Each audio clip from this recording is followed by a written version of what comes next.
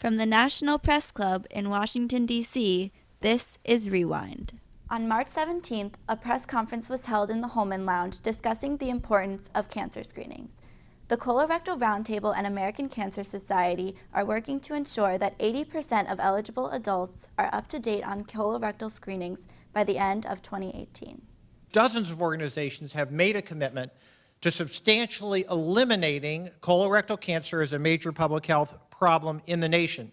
So our collective challenge today is to call attention to the about 1 in 3 adults between ages 50 and 75, roughly about 23 million people in this country who are not getting screened as recommended.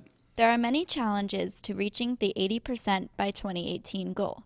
Dr. Ronald Vender describes the barriers and deterrents patients face. Screening is not as simple as a blood test. Patients remain embarrassed or afraid to discuss colon cancer prevention with their doctors, and for some of our patients, there are the impediments of language barriers, lack of transportation, or cultural restraints.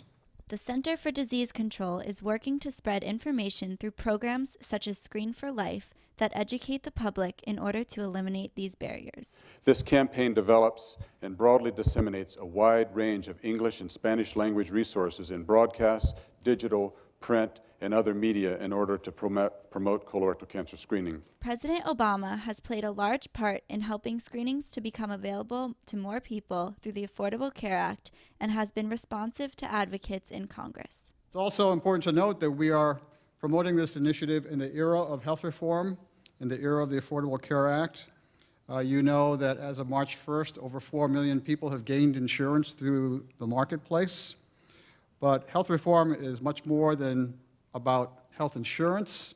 It's also about better care and better prevention and public health as well. Congressman Donald Payne Jr. has been advocating for colorectal cancer since his father passed away from the disease. But I just want to thank the President again for understanding how much this means to the country, and it's something that can save lives. It is therefore heartening that President Obama has officially proclaimed March as Colorectal Cancer Prevention Month. If we continue our efforts, communicate with the public, and persist in our efforts, I'm absolutely confident that in another decade, our efforts will be proclaimed as a major public health victory. The future looks hopeful for the end of colorectal cancer, but we will have to revisit the issue in 2018. For the National Press Club, I'm Melissa Minton.